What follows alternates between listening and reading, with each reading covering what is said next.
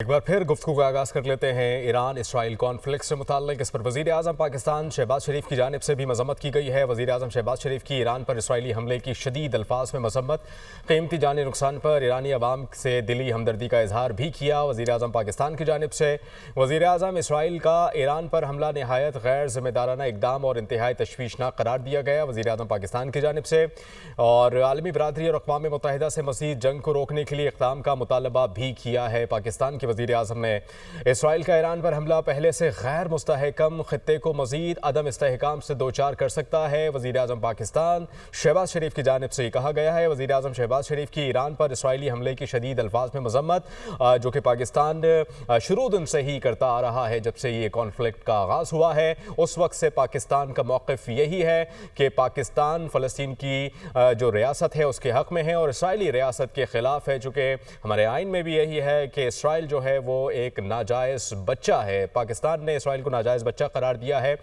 पाकिस्तान के वज़ीर आज़म शहबाज शरीफ ने सारी सूरत हाल पर यह कहा है कि शदीद अल्फाज में हम मज़म्मत करते हैं और ईरान पर इस तरह से हमला करना इसराइल की जानिब से ये पाकिस्तान इसकी खुली जो है वो खिलाफ वर्जी करता है और पाकिस्तान के लिए बड़ा तशवीश का बायस है, ख़ास करके मिडल ईस्ट में। अगर मिडल ईस्ट में जंग के बादल जो है वो मंडलाते रहे तो ये पूरी दुनिया को अपनी लपेट में ले लेगा।